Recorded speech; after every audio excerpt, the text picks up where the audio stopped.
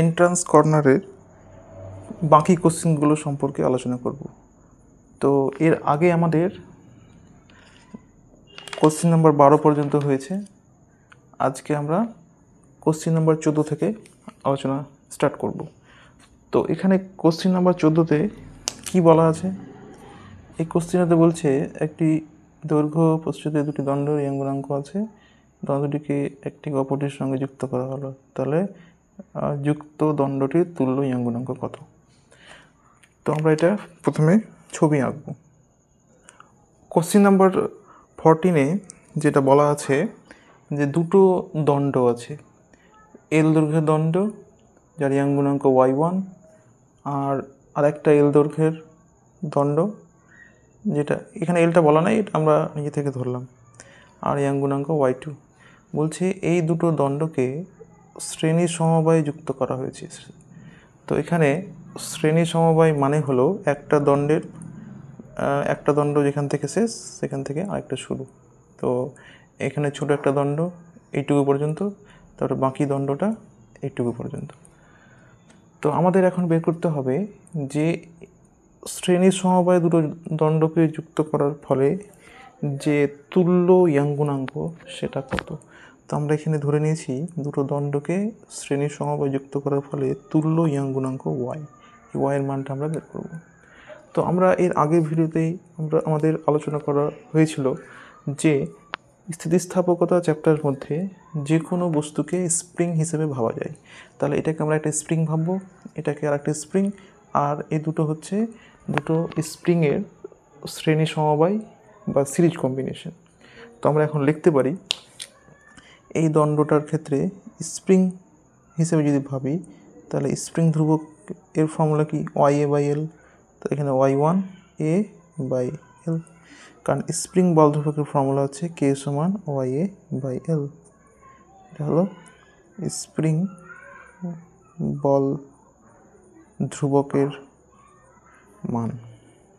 একই রকমভাবে আমরা এটার ক্ষেত্রে লিখতে পারি স্প্রিং বল ধ্রুবক K2 সমান Y2A/L। একই রকমভাবে যখন দুটো দণ্ডকে শ্রেণী সমবায়ে যুক্ত করে যে তুল্য দণ্ডটা তৈরি করা হলো সেটার স্প্রিং বল ধ্রুবক লিখতে পারি K সমান রিং গুণাঙ্ক Y ধরেছি, দৈর্ঘ্য এটা কী হবে, যেহেতু একটার পরে আর একটাকে যুক্ত করেছি তাহলে পুরো দৈর্ঘ্যটা হবে L প্লাস L12। তো এখানে লিখতে পারবো 12, আর এরিয়াটা তো একটাই থাকছে দেখতে পাচ্ছি, কারণ দুটোকে জয়েন করার ফলে আমরা দেখতে পাচ্ছি যে প্রস্থচ্ছেদের এরিয়া অর্থাৎ এটা কিন্তু সেম, ফলে এখানে নিচে এ লিখতে হবে। এবার আমরা স্প্রিংয়ের ক্ষেত্রে শ্রেণী সমবায়ে যে তুল্য স্প্রিং বল ধ্রুবক সেই সূত্রটা অ্যাপ্লাই করব। তো আমরা লিখতে পারবো শ্রেণী সমবায়ে তুল্য স্প্রিং বল ধ্রুবক 1/K equal to 1/K1 plus 1/K2। এবার এখানে আমরা এখান থেকে K1 K2 এবং K এর মানটা বসিয়ে দেবো। তো K এর মানটা হবে 2AL, এখান থেকে Y হবে, উপরে হবে A, আর এখানে হবে A, তারপরে হবে Y1,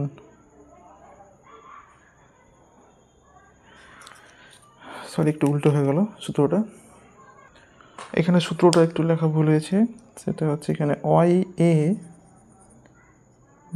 হবে 12, এখানে একটু উল্টো হয়ে গেছিল, তো ফলে এখানে হবে YA, তার মানে একটু ঠিক করতে হবে, এখানে লিখতে হবে 1/K, K এর জায়গাতে হবে এই মানটা, তো মানে YA, আর উপরে হবে 2L, আর 1/K1 এর জায়গাতে হবে Y1A/L। তো Y1A যাবে L প্লাস Y1 অনুরূপভাবে L/, হবে Y2A। এটা আমরা এখান থেকে দেখতে পাচ্ছি। এবার এখান থেকে এল এল ক্যান্সেল, এ এ ক্যান্সেল, তাহলে অ্যান্সার আসবে 2/y 1/y1 প্লাস 1/y2। এবার এটাকে আমরা ভগ্নাংশের যোগ করে যদি লিখি তো এটা হবে y1 y2 plus y1 2/y। এটাকে যদি গুণ করি কোনাকুনি তাহলে এটা হবে 2y1 y2 y1 plus y2। তো অ্যান্সার হচ্ছে এটা। তো আমরা এখানে অ্যান্সারটা ম্যাচ করে দেখব মিলছে কিনা। তো আমরা অপশান যদি মিলাই তো দেখতে পাচ্ছি যে হ্যাঁ এই অপশানের সঙ্গে মিলে যাচ্ছে, অ্যান্সারটা এই অপশান। আর আমাদের যে অ্যান্সার এসছে সেটাও কিন্তু 2y1 y2 1 প্লাস এটা অ্যান্সারটা আছে। এরপরে আমরা দেখব কোশ্চেন নাম্বার 15। এর মধ্যে কি বলা হচ্ছে? এর মধ্যে বলা হচ্ছে একটি পথের প্রয়োজন পথ দেওয়া আছে হাফ, যদি ওই পথে বলছে একটি সুষম রডের অনুদৈর্ঘ্য বিকৃতি এত হয় তবে আয়তনের শতকরা পরিবর্তন কত হয়। তো এরপরে আমরা এটার জন্য একটা ছবি আঁকবো, দেখি। 15 নম্বর কোশ্চেন অনুসারে আমরা একটা তার নিয়েছি এবং তারের ব্যাসার্ধ ধরেছি আর, আর তার দৈর্ঘ্য হচ্ছে এল। তাহলে আমরা লিখতে পারি তারটির আয়তন।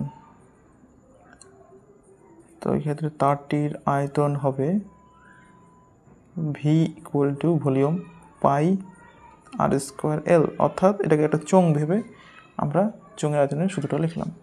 এরপরে আমরা যেটা বের করব সেটা হচ্ছে যে এই ভি মাপতে কতটা এরর হবে, অর্থাৎ ভি পরিমাপে শতকরা ত্রুটির মানটা বের করব।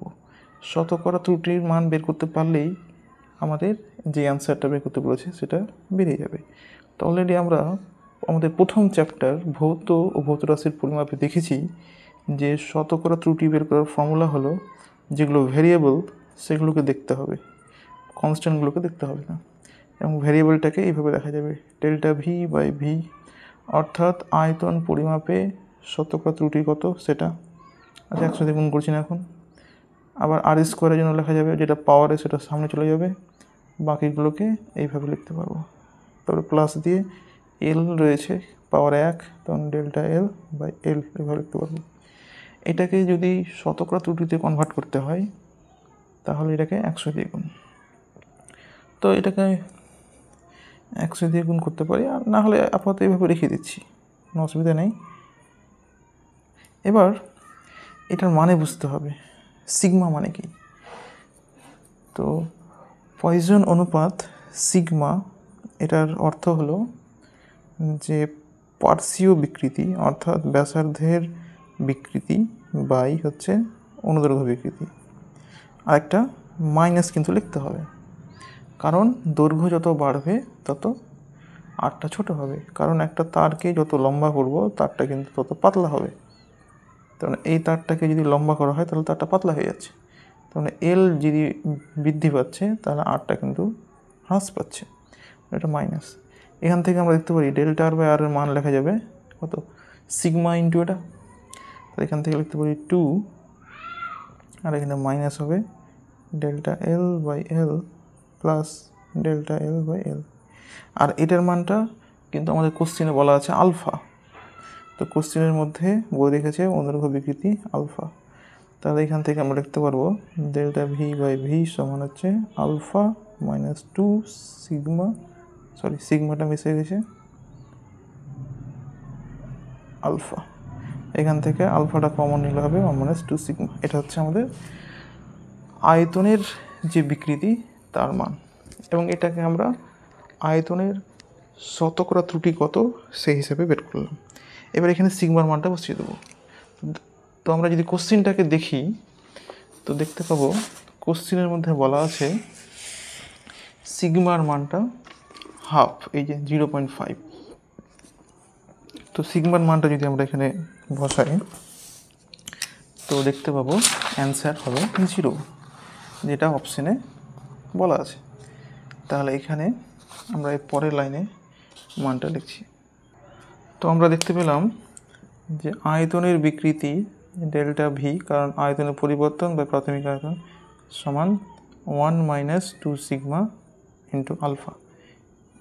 এবার মানটা যদি বসাই সিগমার, তাহলে কি হবে? তাহলে লিখতে পারবো 1 - 2 × 0.5 ইন্টু আলফা। এটা বিয়োগ করলে 0, কারণ এটা 1 - 1 হয়ে যাবে, আর ডেল্টা V/V। অতএব আয়তন বিকৃতির মান হচ্ছে 0। আয়তন বিকৃতি। এবং অপশন যদি আমরা চেক করি তো দেখতে পাবো অপশানে কিন্তু অ্যান্সার 0 আছে। এখানে যদি আমরা দেখি ডি অপশানে অ্যান্সার কিন্তু 0, এবং সেটাই হচ্ছে সঠিক অপশান। তো আমাদের কোশ্চেন নাম্বার 15টা হয়ে গেল। এরপরে রয়েছে কোশ্চেন নাম্বার 16। এবং কোশ্চেন নাম্বার 16তে কী বলা আছে সেটা যদি আমরা দেখি একটু। তো বলছেন 8 মিটার দীর্ঘ একটা রবার তার এক প্রান্ত বদ্ধ অবস্থায় উল্লম্বভাবে ঝুলছে। রবারের ঘনত্ব এত, গুণাঙ্ক এত, নিজের ভারে তারটি দৈর্ঘ্য বাড়বে কত? তো নিজের ভারের ফলে যে দৈর্ঘ্য বাড়ে সেটার মান আমাদের আগের কোশ্চেনে কিন্তু বের করা আছে। তো সেটাকে আমরা ডাইরেক্ট ব্যবহার করে মান বসিয়ে দেবো। তো নিজের ওজনের ফলে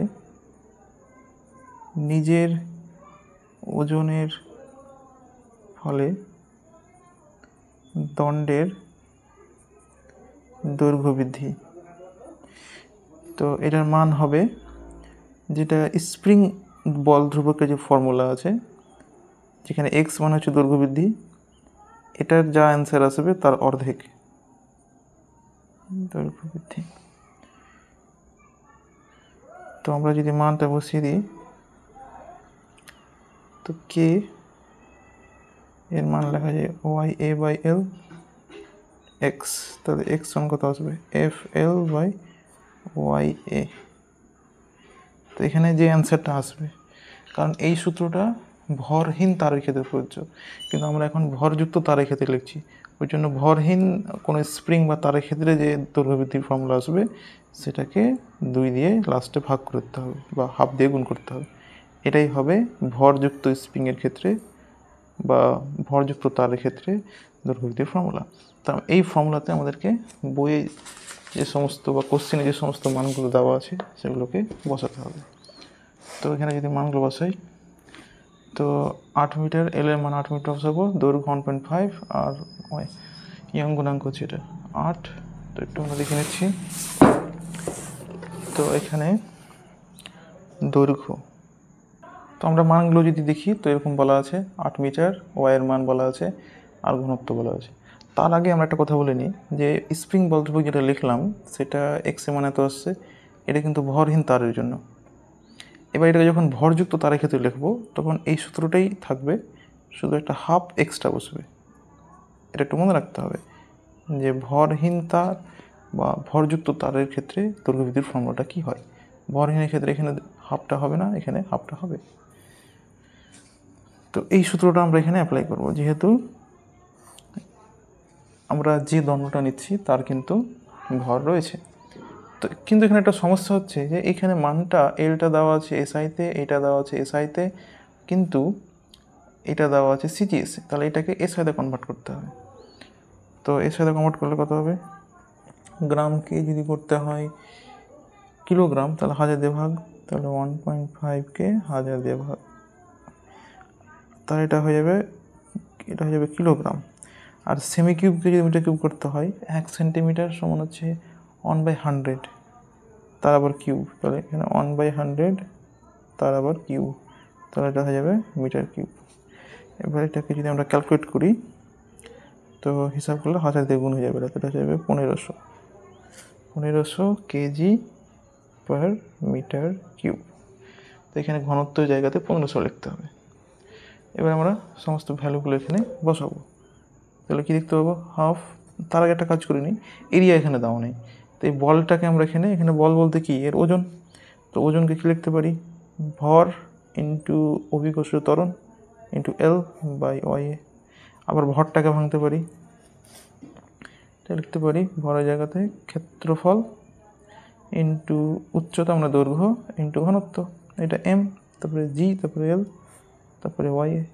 এখান থেকে এরিয়া ক্যান্সেল।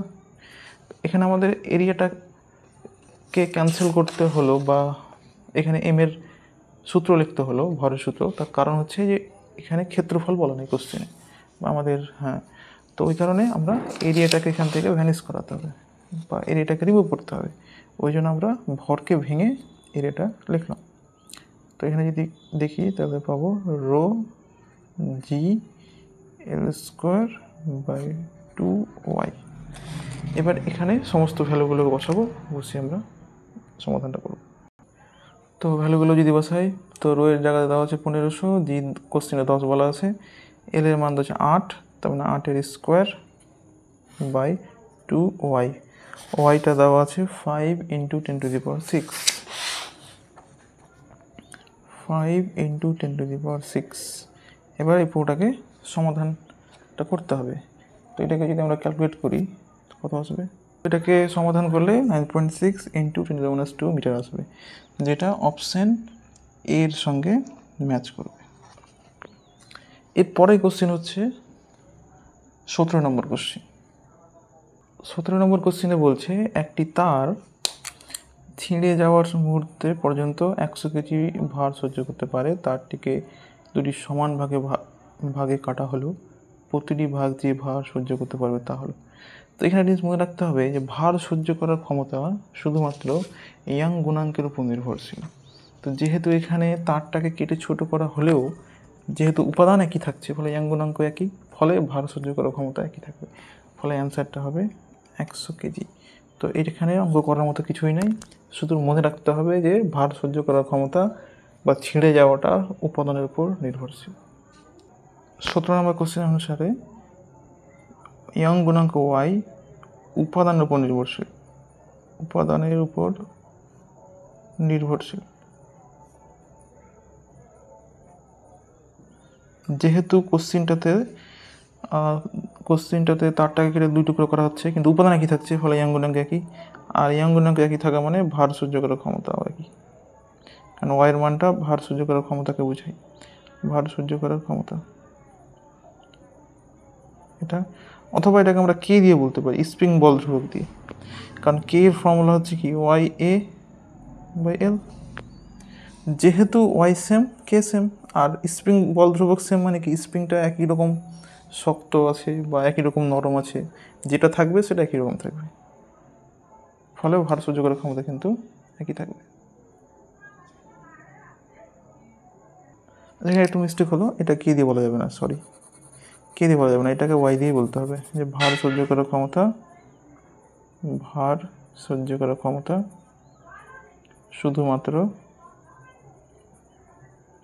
শুধুমাত্র ওয়াইয়ের উপর ডিপেন্ড করে। কে এর উপর কিন্তু কে এর মান কিন্তু শুধুমাত্র উপাদান না, সেটা ক্ষেত্রফল এবং দৈর্ঘ্যের উপর নির্ভরশীল হয়, ওই জন্য কেটা নেওয়া যাবে না। এরপর 18 নম্বর কোশ্চেন। তো 18 নম্বর কোশ্চেনে বলা আছে যে ইস্পাতের দৃঢ়তা গুণাঙ্ক এন, ইয়ং গুণাঙ্ক ওয়াই, এ প্রস্তুচ্ছেদের একটা তারকে টেনে এল দৈর্ঘ্য এবং এত প্রস্তুত বন্ধ করা হলো, ফলে তো এখানে বলছে তারটাকে কেটে লম্বা করা হলো এবং ক্ষেত্রফল কমিয়ে দেওয়া হলো, তাহলে বলছে যে কী হবে, ওয়াই এন পাল্টাবে না কী হবে। তো আমরা একটু আগে বললাম যে সমস্ত স্থিতিস্থাপক গুণাঙ্কগুলো থাকবে, সেটা ইয়ং গুণাঙ্ক হতে পারে, সেটা দৃঢ়তা গুণাঙ্ক হতে পারে, বা সেটা আয়তন বিকৃতি গুণাঙ্ক হতে পারে, ওরা কিন্তু শুধুমাত্র প্রকৃতির উপর ডিপেন্ড করে, উপাদানের। যেহেতু এখানে উপাদান একই থাকছে, ফলে ওয়াই এবং এন এর কোনো পরিবর্তন হবে না, ফলে অপশান বি হবে সঠিক উত্তর। তো আমরা একটু এখানে লিখতে পারি ব্যাপারটা, যে 18 নম্বর কোশ্চিনে অনুযায়ী ইয়ং গুণাঙ্ক ওয়াই, ইয়ং গুণাঙ্ক, তারপরে এন যেটাকে বলছি দৃঢ়তা গুণাঙ্ক, তারপরে হচ্ছে আয়তন বিকৃতি গুণাঙ্ক, আয়তন বিকৃতি গুণাঙ্ক, এই সমস্ত ধ্রুবকগুলো এদেরকে বলা হয় স্থিতিস্থাপক ধ্রুবক। এরা শুধুমাত্র উপাদানের উপর নির্ভর করে, উপাদানের প্রকৃতি। উপাদান মানে হচ্ছে কোনো একটা দণ্ড বা কোনো একটা তার কোন ধাতু দিয়ে তৈরি বা কোন পদার্থ দিয়ে তৈরি সেটাকে বোঝায়। উদাহরণ হচ্ছে লোহা, তামা ইত্যাদি। 19 নম্বর কোশ্চেনে বলছে একটি তারের এক প্রান্তে দৃঢ়ভাবে আবদ্ধ করে অপর প্রান্তে 200 নিউটন বল প্রয়োগ করা হলে তারটি দৈর্ঘ্য বৃদ্ধি 1 mm বৃদ্ধি হয়, তাহলে তারে সঞ্চিত স্থিতিস্থাপক স্থিতিশক্তি কত? তো আমরা এখানে তারটাকে স্প্রিং হিসেবে ভাবতেই পারি। তো আমাদের কার্যশক্তি চ্যাপ্টারের মধ্যে স্প্রিংয়ের মধ্যে সঞ্চিত স্থিতিস্থাপক স্থিতিশক্তির রাশিমালা বের করা হয়েছিল 12 kx²। ওটা এখানে লিখে দেবো। স্প্রিংয়ে সঞ্চিত শক্তি বা কোনো একটা তারে সঞ্চিত শক্তি হচ্ছে 12 kx²। এখানে লিখতে পারি তারটিতে সঞ্চিত স্থিতিস্থাপক স্থিতিশক্তি সমান 12 kx²। আবার আমরা কে অর্থাৎ স্প্রিং বল ধ্রুবকের জায়গায় লিখতে পারি YA/L × x²। এবার আমরা এই সমস্ত মানগুলোকে বসিয়ে দেবো, তাহলে এখান থেকে পেয়ে যাব সঞ্চিত স্থিতিশক্তির মান। তো বিভিন্ন মানগুলো কী আছে সেটা যদি দেখি, তো বল বলা আছে, আর দৈর্ঘ্য বৃদ্ধি বলা আছে, আর কিছু বলা নেই। আচ্ছা, তো আমরা এখানে কাজ করতে পারি। তাহলে আমরা এটাকে এইভাবে না লিখে বল আনতে হবে, কারণ বলের মান বলা আছে, আর বল দেওয়া আছে 200 নিউটন, আর দৈর্ঘ্য বৃদ্ধি এক্স দেওয়া আছে 1 mm। এটাকে নেব মিটার, তো এটাকে 1000 দিয়ে ভাগ, তো এটা মিটার। এবার এটাকে আমরা এরকম লিখতে পারি 12 × kx × x। এবার এই kxটা কি? স্প্রিং বল, তাহলে এখানে লিখতে পারি 12 × f × x, যেখানে f সমান হচ্ছে স্প্রিং বল, kx স্প্রিং বল। এবার এখানে আমরা 12 f এবং x এর মানটা বসিয়ে দেবো। f এর মান হচ্ছে 200, x এর মান হচ্ছে 1/1000, 0.1 জুল। তো অপশান যদি দেখি, তো হ্যাঁ দেখতে পাচ্ছি এই অপশানের সঙ্গে মিলে যাচ্ছে, তো আমার ঠিক আছে। এরপর 20 নম্বর কোশ্চিনে কি বলা আছে? 20 নম্বর কোশ্চিনে বলছে তারের প্রয়োজনের পর দেওয়া আছে, তারের অনুরূপ বিকৃতি দেওয়া আছে, তবে আয়তন বিকৃতির মান কত? এই যেটা আমরা একটু আগে বের করলাম ΔV/V, সেটা। তো এটার অ্যান্সার আমাদের 20 নম্বর কোশ্চিনটার অ্যান্সার, অর্থাৎ এটা মান আমাদের কোশ্চিন নাম্বার 15তে বের করা হয়ে গেছিলো। এই যদি আমরা দেখি কোশ্চিন নাম্বার 15 যেটা ছিল, সেখানে আর ব্যাসার্ধ দৈর্ঘ্য নিয়েছিলাম, আয়তন বের করেছিলাম, দিয়ে এখান থেকে আমরা বের করেছিলাম যে শতকরা ত্রুটির মান যেভাবে বের করতে হয় সেই লজিকে আয়তন ভেরিয়েবল, ব্যাসার্ধ ভেরিয়েবল, দৈর্ঘ্য ভেরিয়েবল, ওটাকে আমরা ΔV/V পাওয়ার থাকলে সামনে দিয়ে করে আমরা এই ΔV/V এটাই ছিল। এটা কি বলা হয়? আয়তন বিকৃতি, এবং এটার মান আমরা বের করে রেখেছি। তো ফলে এটা আমাদের অলরেডি বলা হয়ে গেছে, সেম অ্যান্সার, তো ফলে এখানে বলা দরকার নেই। তো 20 নম্বরটা হয়ে গেল। 21 নম্বরে কি বলছে? 21 নম্বরে বলছে 1 মিটার দীর্ঘ একটা তারের এক প্রান্তের সিলিংয়ের আবদ্ধ রেখে প্রান্তে এটা হলো, তাহলে আচ্ছা, তো এখানে একটা গ্রাফ দেওয়া আছে। গ্রাফের মধ্যে এক্স অক্ষ বরাবর দেওয়া আছে ওজন বা বল, আর ওয়াই বরাবর দেওয়া আছে দৈর্ঘ্য বৃদ্ধি। তো আমরা একটা উদাহরণ হিসেবে যদি দেখি, তো বলছে এখানে যে 20 নিউটন যদি ওজন দেওয়া হয় বা বল দেওয়া হয়, তাহলে তার দৈর্ঘ্য বৃদ্ধি হবে 1 ইন্টু এটা, কারণ এখানে ইন্টু দিয়ে ব্র্যাকেটে লেখা আছে, তাহলে দৈর্ঘ্য বৃদ্ধি হবে 1 × 10⁻⁻⁴ মিটার। আবার যদি বলটা হয়ে যায় 40 নিউটন, তাহলে সেই ক্ষেত্রে দৈর্ঘ্য বৃদ্ধি হবে, সেটা হবে 2 × 10⁻⁻4 মিটার। বাকি এরকমগুলো আমরা একই রকমভাবে বলতে পারি বাকি জিনিসগুলোকে। তো তো আমাদের এখানে যে কোনো একটা আমরা এখান থেকে বল নেব আর তার সাপেক্ষে দৈর্ঘ্য বৃদ্ধি নেব। তো সেটা আমরা এবার দেখি। তো 21 নম্বরে যেটা বলা হচ্ছে, 21 নম্বর কোশ্চেনে ইয়ং গুণাঙ্কের মান বের করতে বলছে। তো আমরা জানি ইয়ং গুণাঙ্ক y সমান হচ্ছে অনুদৈর্ঘ্য পীড়ন বাই অনুদৈর্ঘ্য বিকৃতি। তো এখানে অনুদৈর্ঘ্য পীড়নের মান কত? বল বাই ক্ষেত্রফল বাই দৈর্ঘ্য বৃদ্ধি বাই প্রাথমিক দৈর্ঘ্য। এটাকে আমরা এভাবে লিখতে পারি FL by A into small L. এবার মানগুলো আমরা একে একে বসাবো। F কত? তো যেটা বললাম, আমাদের যে কোনো একটা বলকে নিয়ে কাজ করতে, এখানে অনেকগুলো বল আছে, 20, 40, 60, 80। তো আমরা যে কোনো একটা নেব। তো আমি এটা নিচ্ছি, 20 নিচ্ছি। তাহলে যদি বলটা 20 নিই, তাহলে তার সাপেক্ষে দৈর্ঘ্য বৃদ্ধি কিন্তু এটা নিতে হবে 1 × 10⁻⁴ মিটার। তো এখানে আমরা বলটা তাহলে নেব 20, বলটা নেব 20 নিউটন। তাহলে দৈর্ঘ্য বৃদ্ধিটা নিতে হবে 1 × 10⁻⁴ মিটার, যেটা আমরা গ্রাফ থেকে দেখতে পেলাম। এই যে এখানে গ্রাফের মধ্যে বলা আছে যে 20 নেওয়ার মানে, এখানে বল 20 নেওয়া মানে এটা নিতে হবে। কিন্তু শুধু এটা লিখলে হবে না, তার সঙ্গে 10⁻⁴ কিন্তু রয়েছে এই জিনিসটা। এবার আমরা এখানে মানগুলোকে একে একে বসাবো। তো বলের মান যদি লিখি কত, সেটা হবে 20। আর এখানে তারের প্রাথমিক দৈর্ঘ্যটা 1 মিটার বলা আছে কোশ্চেনে, 1।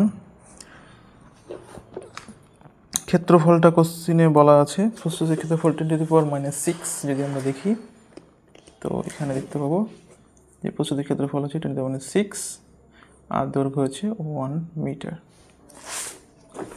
তাহলে এখানে লিখতে পারবো 10⁻6, দৈর্ঘ্য বৃদ্ধি হচ্ছে 10⁻⁴। তাহলে এর অ্যান্সার আসবে হিসাব করলে 2 × 10⁻11 নিউটন পার মিটার স্কোয়ার, যেটা কোন অপশনের সঙ্গে মিলবে? যেটা এ অপশনের সঙ্গে মিলবে। অপশনটা চেক করে দেখে নিতে হবে। তো আমাদের তাহলে 21 নম্বরটা হয়ে গেল। এবার আমরা 22 নম্বরটা দেখব। তো 22 নম্বরটাতে কি বলছে? 22 নম্বর কোশ্চিনে বলছে দুটি তার এ ও বি একই ধাতু নির্মিত, মানে ওয়াইটা সেম, এর ব্যাস বি এর দ্বিগুণ এবং বি এর দৈর্ঘ্য এর 3 গুণ। তাহলে স্থিতিস্থাপক সীমার মধ্যে একই বল দেওয়া হলে একই দৈর্ঘ্য বৃদ্ধির জন্য টার্ম দেওয়া হলে এ ও বিতে তার দুটিতে সঞ্চিত শক্তির অনুপাত কত? 22 নম্বর কোশ্চেন অনুসারে এ আর বি যেটা আছে, এ তারটার ব্যাস, এটার দ্বিগুণ, আর বি এর দৈর্ঘ্য আবার এ এর 3 গুণ, যেটা আমি ছবি এঁকে দেখিয়েছি। এবার বলছে যে একই উপাদানে আছে, তার মানে ওয়াইটা সেম হবে। বলছে একই বল দিয়ে একই দৈর্ঘ্য বৃদ্ধি ঘটাতে তার দুটিতে কত শক্তি সঞ্চিত হবে। তো আমরা এখানে তার দুটোকে স্প্রিং হিসেবে ভাববো। তাহলে আমরা প্রথমে স্প্রিং বল ধ্রুবক বের করে নিই। তাহলে এই ছোটো তারটার স্প্রিং বল ধ্রুবক কত হবে? তো এখানে নিচের দিকে লিখে দিচ্ছি, এখানেও বের করা যায়, ডাইরেক্ট এখানে বের করে নিচ্ছি। স্প্রিং বল ধ্রুবক, এটাকে স্প্রিংয়ের মতো করে ভাবতে হবে। তাহলে ওয়াই সূত্র এ বাই এল, এটা সূত্র। তো মান বসাবো এখানে। তো যেহেতু একই পথ দিয়ে তৈরি, তাহলে ওয়াইটা সেম, তাহলে ওয়াইটা ওয়াই থাকলো। এরিয়া কত? এটা ব্যাস বা ব্যাসার্ধ যে কোনো একটা ভাবতে পারি, ইন্টু পাই আর স্কোয়ার। তো এখানে আর মানে 2, তাহলে 2r স্কোয়ার বাই, আর এল মানে এখানে আমরা স্মল এল লিখেছি, তো স্মল এল লিখলাম।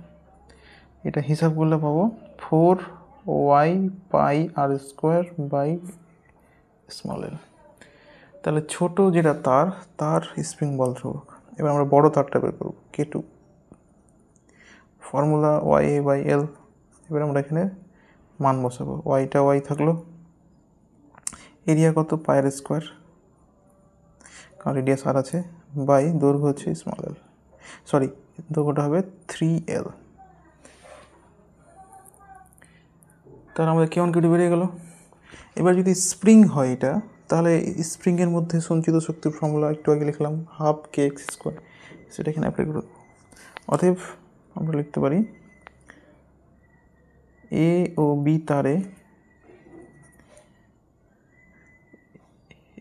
ও বি তারে সঞ্চিত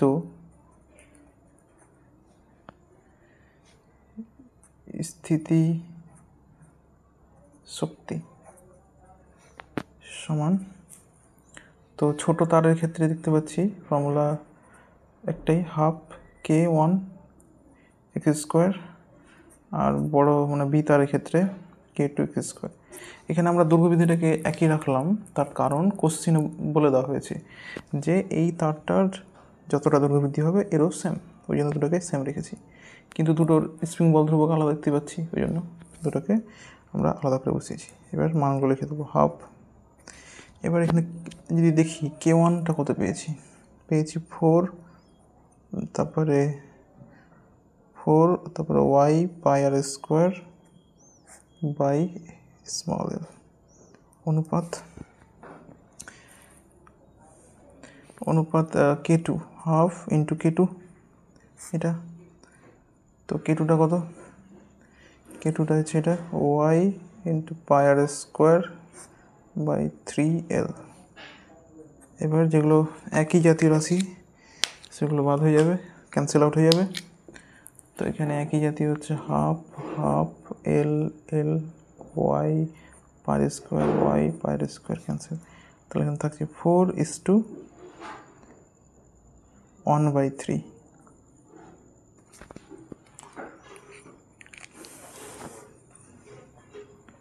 তো এখানে একটা x² করে ছিল প্রত্যেকটা ক্ষেত্রে, সরি x² ছিল, এখানে একটা x² ছিল, এটাও ক্যান্সেল আউট। তাহলে অ্যান্সার যেটা আসছে 4:1/3। তো অ্যান্সার আসছে 12:1, এটা অ্যান্সার। আমরা যদি অপশন মিলাই তো দেখছি যে কোনোটার সঙ্গে কিন্তু অপশন ম্যাচ করছে না, কারণ অপশন 12:1 এখানে একটাও নেই। তো এর মানে তার মানে এখানে কিন্তু কোশ্চেনের অ্যান্সার তাহলে ভুল দেওয়া আছে, এটা 12:1 হওয়া উচিত। তো এখানে অপশন ভুল আছে, এটা হবে 12:1। এবং সেটাকে আমরা একটু ব্যাখ্যা করে বলতে পারি যে কী জন্য এই অ্যান্সারটা সঠিক। তার কারণ এখানে দেখতে পাচ্ছি যে এই স্প্রিংটা, মোটা স্প্রিংটার K1টা কিন্তু বড় স্প্রিং বল ধ্রুবক, আর যেটা রয়েছে পাতলা যে তার বা স্প্রিং সেটাকে কিন্তু ছোটো, কারণ 3 দিয়ে ভাগ আছে। তো শক্ত স্প্রিংয়ের দৈর্ঘ্য একই পরিমাণ বৃদ্ধি ঘটাতে গেলে কিন্তু বেশি কার্য করতে হয়, ফলে ওই লজিকে বলতে পারি এটা সঠিক। ফলে এই কোশ্চেন নাম্বার 22-এর অ্যান্সার কিন্তু বইয়ে ভুল আছে, সম্ভবত ভুল আছে। এরপরের কোশ্চেনে যদি আমরা দেখি 23 নম্বরটা, কোশ্চেন নাম্বার 23-এ বলা আছে যে কোনো তারের অসহপূরণ নির্ভর করে তার, তো একটু আগে আমরা বললাম অসহপূরণ ডিপেন্ড করে ইয়ং গুণাঙ্ক, আর ইয়ং গুণাঙ্ক ডিপেন্ড করে উপাদান, তো ফলে এটা উপাদান, ফলে এই অঙ্কটা এখানে সমাধান করার মতো কিছুই নেই। এরপরে যেটা রয়েছে 24 নম্বরটা, এখানে কি বলছে ক্যাপিটাল এল দৈর্ঘ্যের এবং স্মল কে বল ধ্রুবক বিশিষ্ট একটি স্থিতিস্থাপক স্প্রিংকে টেনে এক্স পরিমাণ দৈর্ঘ্য বৃদ্ধি ঘটানো হলো, এরপর পুনরায় টেনে আরও ওয়াই পরিমাণ দৈর্ঘ্য বৃদ্ধি ঘটানো হলো, দ্বিতীয় ক্ষেত্রে টানে কৃতকার্যের পরিমাণ কত? তো এখানে একটা হিন্ট কিন্তু দেওয়া আছে, কৃতকার্যকে লেখা যায় স্থিতিশক্তির পরিবর্তন, এটা আমরা মহাকর্ষতে দেখেছি।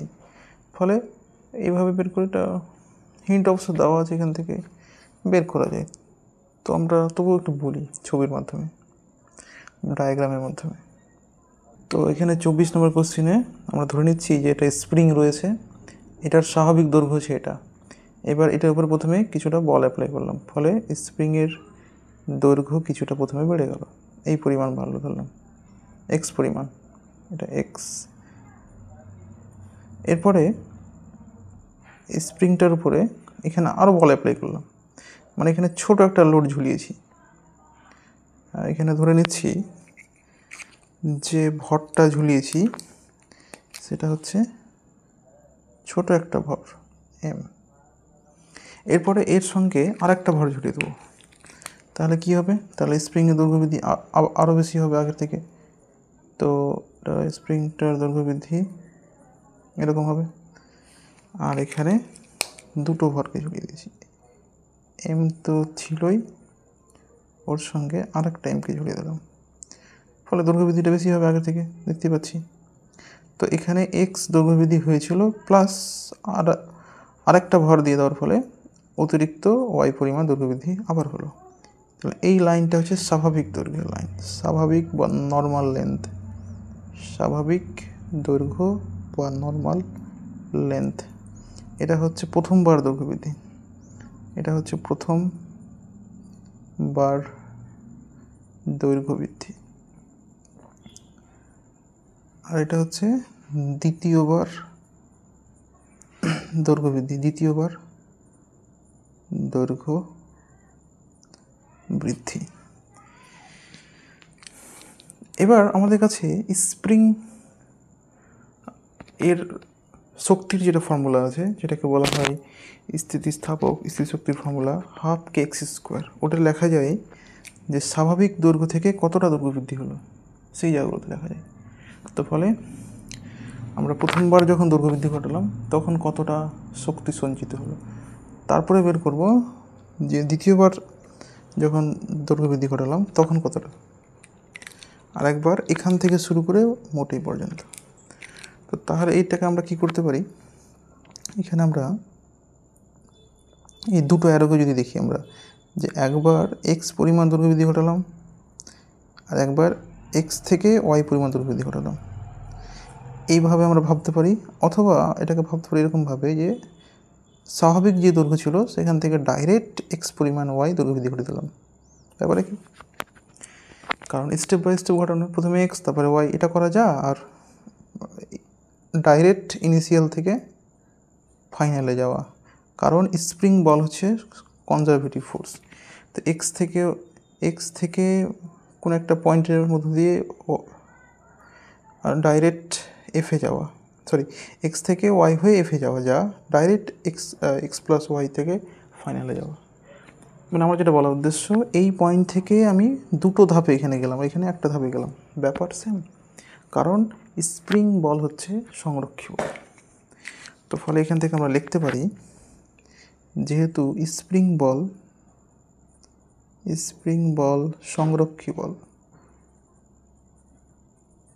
ফলে আমরা লিখতে পারবো যে ইনিশিয়াল থেকে এক্স থেকে ওয়াই গিয়ে, অর্থাৎ এক্স ডিস্টেন্স যেতে যতটা কার্য প্লাস ওয়াই ডিস্টেন্স যেতে যতটা কার্য, ডাইরেক্ট এক্স প্লাস ওয়াই যেতে একই কার্য। এটা আমরা সংরক্ষী বলের সংজ্ঞা অনুসারে লিখতে পারি, কারণ সংরক্ষী বল হচ্ছে যে বল দ্বারা কার্য পথের উপর নির্ভরশীল হয় না। তো এখন আমাদের কাজ যে এক্স পরিমাণ সরণ ঘটাতে কত কার্য করতে হবে। তো আমাদের কাছে স্প্রিং স্থিতিশক্তি যে মানটা রয়েছে, স্প্রিং এর স্থিতিশক্তি, সেটা হচ্ছে হাফ কে এক্স স্কোয়ার। তো এই সূত্রটা এখানে ইম্পর্টেন্ট, এই কারণে ইম্পর্টেন্ট কারণ আমাদেরকে দেখতে হবে যে স্প্রিংয়ের স্থিতিশক্তি যখন আমি লিখছি তখন এই স্প্রিংয়ের স্থিতিশক্তির যে রাশিমালা এক্স বসে রয়েছে, এটা কোন জায়গা থেকে স্মরণ হয়, এটা তো হচ্ছে একটা দৈর্ঘ্য বৃদ্ধি। তো কোন জায়গা থেকে, এটা সবসময় হচ্ছে ইনিশিয়াল পয়েন্ট থেকে, বা যেটাকে বলা হয় স্বাভাবিক যে দৈর্ঘ্য, সেখান থেকে এই এক্সটা নিতে হয়। তো এখানে আমি দেখতে পাচ্ছি যে প্রথম এক্স যে স্মরণটা হলো বা দৈর্ঘ্য বৃদ্ধি হলো সেটা ইনিশিয়াল থেকেই হয়েছে, অর্থাৎ জিরো লেভেল থেকে হয়েছে। কিন্তু ওয়াইটা কিন্তু ইনিশিয়াল থেকে হয়নি, ওয়াইটা মাঝ একটা পয়েন্ট থেকে হয়েছে। ফলে এই স্থিতিশক্তির ফর্মুলাটা এক্সের ক্ষেত্রে লিখতে পারবো হাফ কে এক্স স্কোয়ার, কিন্তু ওয়াইয়ের ক্ষেত্রে সেটা লেখা যাবে না, কারণ ওয়াইটা ইনিশিয়াল পয়েন্ট বা জিরো লেভেল থেকে শুরু হচ্ছে না, বা এখানে যেটাকে বলছি স্বাভাবিক দৈর্ঘ্য, এটাকে আমি বলছি ইনিশিয়াল পয়েন্ট, আর এটাকে কোনো একটা মধ্যম পয়েন্ট বলছি, আর এটা final point.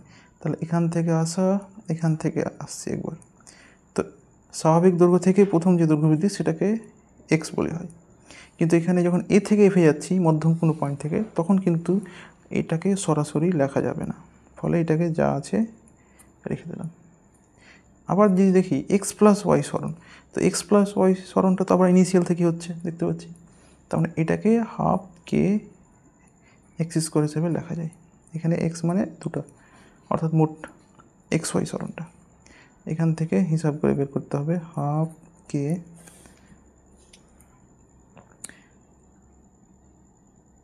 X plus Y তার স্কোয়ার মাইনাস হাফ কে এক্স স্কোয়ার।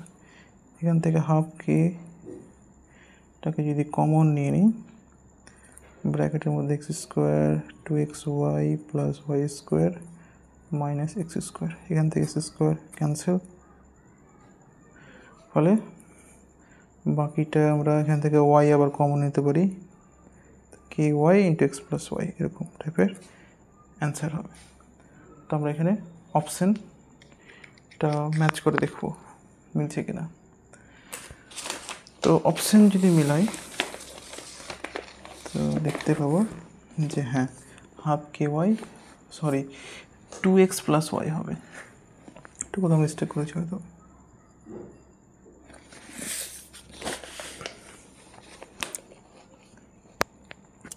ও হ্যাঁ, এখান থেকে ওয়াই কমন নিলে তো এটা 2x থাকবে, ঠিক আছে 2x। এখান থেকে যদি এখান থেকে না ওয়াই যদি কমন নিই, এখান থেকে ওয়াই কমন নিয়ে বাইরে করে দেখি, তাহলে এখানে 2x পড়ে থাকবে, তো এটা হবে 2x প্লাস ওয়াই। তো অপশান কিন্তু মিলে গেছে। এবং কত নম্বর অপশানের সঙ্গে মিলেছে? আচ্ছা, মিলেছে ডি অপশানের সঙ্গে, ডি অপশান। এরপরে হচ্ছে 25 নম্বর কোশ্চেন। তো এখানে 25 নম্বর কোশ্চেনে কি বলা আছে, একটি আদর্শ স্প্রিং যার স্প্রিং ধ্রুবক কে ঘরের ছাদ থেকে স্প্রিংটিকে ঝুলিয়ে দিয়ে এর নিম্ন প্রান্তে ক্যাপিটাল এম ভর একটি ব্লক যুক্ত করা হলো। স্প্রিংটির প্রাথমিক অপ্রসারিত অবস্থায় ভর ছেড়ে দেওয়া হলো, স্প্রিংয়ের সর্বোচ্চ প্রসারণ কত হবে? তো আমরা এটাকে একটু ডায়াগ্রামের মাধ্যমে দেখি। তো এখানে 25 নম্বরে বলা আছে যে একটা স্প্রিং রয়েছে। তো আমরা একটা স্প্রিং নিয়েছি এরকম টাইপের। এবারে স্প্রিংয়ের সঙ্গে কোনো ভর যুক্ত করা হয়নি এখন, ফলে স্প্রিংটা স্বাভাবিক এই দৈর্ঘ্যে রয়েছে। এটাকে বলা হয় স্প্রিংয়ের স্বাভাবিক দৈর্ঘ্য বা নর্মাল লেন্থ। এবার এই স্প্রিংটার সঙ্গে ভর যুক্ত করব। যখনই স্প্রিংয়ের সঙ্গে ভর যুক্ত করা হবে তখন কি হবে? তো আমরা যদি দেখি এরকম, যখনই ভর যুক্ত করবো তখন স্প্রিংটা দৈর্ঘ্য বৃদ্ধি হবে। তো বলছে ম্যাক্সিমাম দৈর্ঘ্য বৃদ্ধি কত সেটা বের করতে বলছে। তো একটা জিনিস মনে রাখতে হবে, যখনই ভরটা ঝুলানো হবে যেই মুহূর্তে, সেই মুহূর্তে এম ভর যদি এটাকে ঝুলানো হয় এম ভর, তো এম ভর ঝুলানোর ফলে এর উপর কত বল কাজ করবে স্টার্টিংয়ে? সেটা কাজ করবে mg। তাহলে আমি এখানে এটাকে 3টা ক্ষেত্রে ভাগ করবো। এটা ইনিশিয়াল মুহূর্ত আই। তো এটাকে আমরা এটাকে 3টা কেস বা এটাকে আমরা 3টা সিনে ভাগ করতে পারি, 3 রকম ডায়াগ্রাম দিয়ে ভাগ করতে পারি। তো আই হচ্ছে ইনিশিয়াল ডায়াগ্রাম, বা বলতে পারি এটাকে প্রাথমিক চিত্র, অর্থাৎ যখন ভরটা দেওয়া হলো, সেই সময় স্প্রিংয়ের উপর কত বল কাজ করবে? এমজি, যেদিকে এমজি স্প্রিংয়ের উপর বল, স্প্রিং এর উপর প্রযুক্ত বল এমজি, শুধু একটাই বল কাজ করছে, কারণ স্প্রিংয়ে দৈর্ঘ্য বৃদ্ধি হয়নি, ফলে এখানে কোনো রকম প্রতিক্রিয়া বল তৈরি হয়নি। এরপরে ইনিশিয়াল হলো, এটা একটা কেস। এবার যেহেতু নিচের দিকে বল বেশি আছে, এখানে একটাই বল, তাহলে কিন্তু ভরটা কিন্তু নিচের দিকে গতিশীল হবে এবং সেটা একটি ত্বরণ নিয়ে গতিশীল হবে, তার মানে স্প্রিংয়ের দৈর্ঘ্য বৃদ্ধি হবে। এবার কোনো একটা সময় কোনো একটা স্থানে এক্স পরিমাণ দৈর্ঘ্য বৃদ্ধি হলো, এটা আমি ধরে নিচ্ছি, তাহলে ভরটা এরকম হয়ে গেল। এমজি তো এখনও সেমই আছে, কারণ অভিকর্ষ বল তো শুধুমাত্র ভরের উপর নির্ভরশীল হয়, এম তো এমই আছে। কিন্তু এখানে স্প্রিংয়ের দৈর্ঘ্য কিছুটা বেড়ে গেল, তার মানে স্প্রিংয়ের মধ্যে একটা প্রতিক্রিয়া বল তৈরি হয়ে গেল, সেটা হচ্ছে কে এক্স। তাহলে এখন স্প্রিংয়ের উপর দুটো বল কাজ করছে এবং দুটো বল কাজ করা সত্ত্বেও এখন কিন্তু এমজিটা বেশি আছে, বা ধরে নিচ্ছি এমজিটার সঙ্গে সমান হয়ে গেছে। তো আমরা মিডল কেসটা ধরছি, এটাকে আমি নাম দিচ্ছি মিডল। এটা ইনিশিয়াল লাইন, যখন ভরটা রাখলাম এটা হচ্ছে মিডল একটা, তো এটাকে বলবো এম, মিডল পয়েন্ট। এখানে এম দিয়ে লিখি, মিডল পয়েন্ট এটা।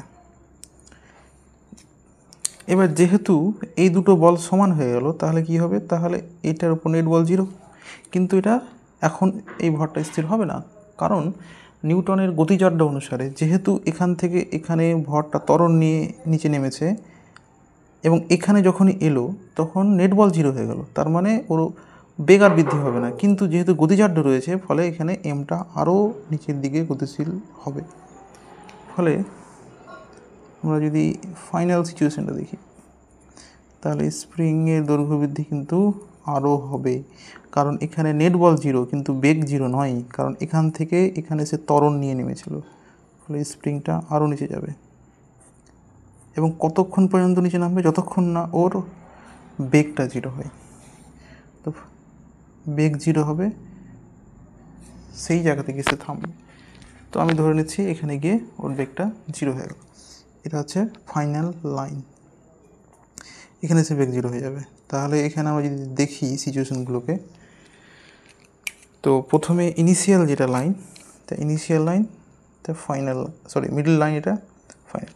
ইনিশিয়ালে কিন্তু এখান থেকে এখানে ত্বরণ নিয়ে করছিল, এখানে ছিল বেগ 0, আর যেহেতু ত্বরণ নিয়ে নামছে মানে কি বেগটা এখানে বাড়ছে, বেগটা ম্যাক্সিমাম ভি। এবার যত নিচে নামছে তত কিন্তু এবার কে এক্সটা বড় হয়ে যাচ্ছে, এমজিটা ছোটো, ফলে এবার মন্দন নিয়ে নিচে নামছে, যে নামতে নামতে এখানে গিয়ে আবার বেগটা 0 হয়ে গেল।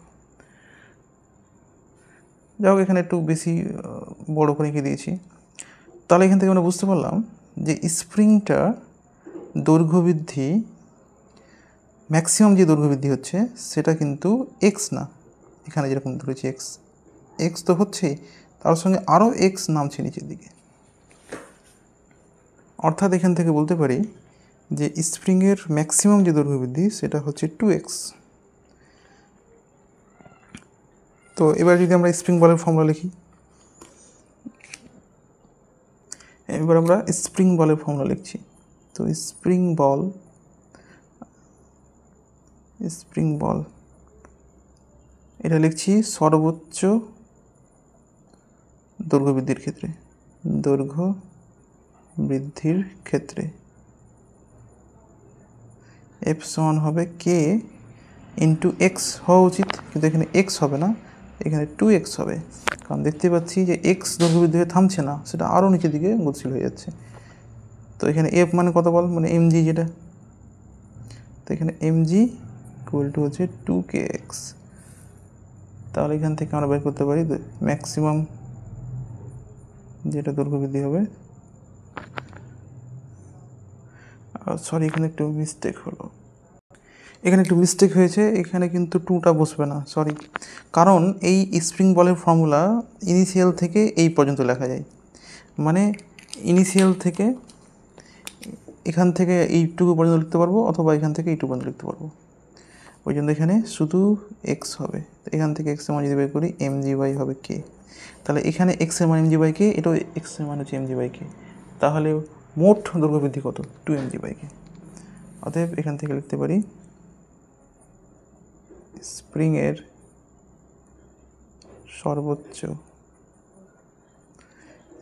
সর্বোচ্চ দৈর্ঘ্য বৃদ্ধি এটা হবে mg/k, অর্থাৎ এক্স প্লাস এক্স, যেটা এক্স প্লাস এক্স, বা যেটাকে 2x লিখতে পারি। তো এটাকে লিখতে পারি mg/k প্লাস mg/k। এখান থেকে স্প্রিংয়ের মোট দৈর্ঘ্য বৃদ্ধি হবে 2mg/k।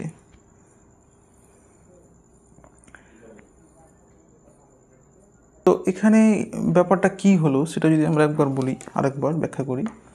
তো ব্যাপারটা হচ্ছে এরকম, যখন ভর রাখা হলো m, সেই সময় কিন্তু এর বেগটা 0, এবং এখানে একটাই বল কাজ করছে নিচের দিকে।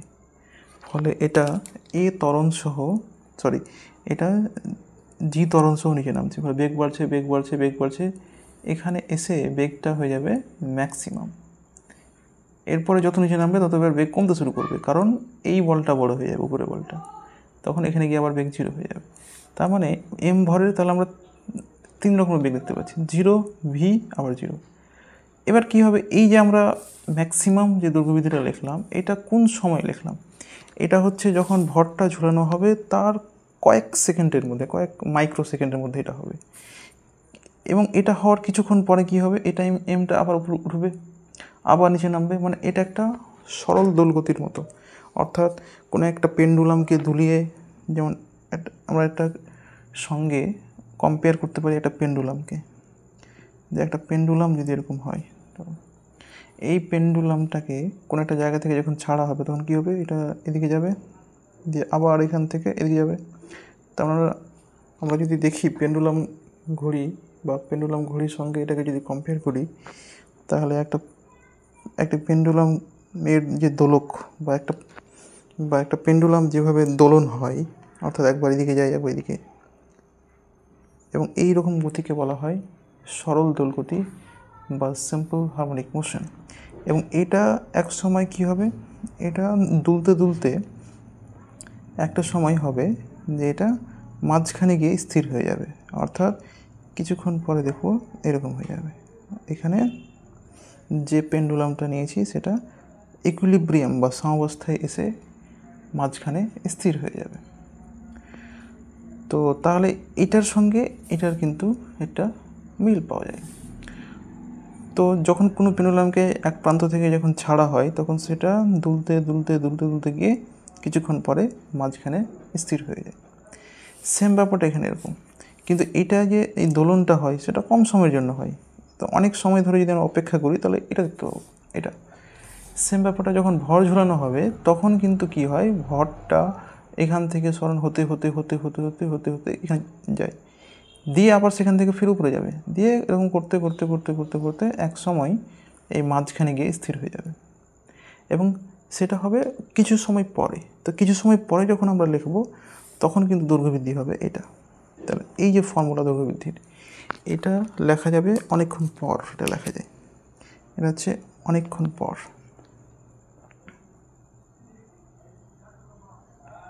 কিছুক্ষণ পর এটা হয়।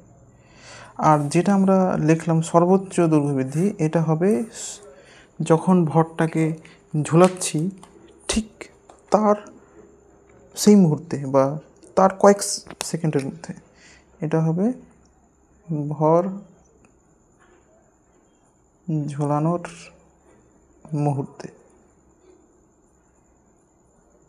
এবং এটা কয়েক মাইক্রো সেকেন্ডের মধ্যে এটা হয়ে যায়, 0.1 সেকেন্ড বা 0.2 এরকম সামথিং।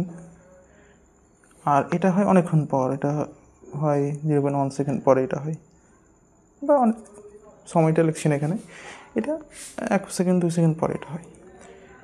তো তাহলে আমরা যে জিনিসটা লক্ষ্য করতে পারলাম যে কোনো স্প্রিংয়ে যখন ভরকে ঝোলানো হবে তখন তার কিছুক্ষণ পর বা তার ঝোলানোর মুহূর্তে যখন আমরা দেখব, তখন দেখব স্প্রিংটার দৈর্ঘ্যবৃদ্ধি কিন্তু ম্যাক্সিমাম এত হবে।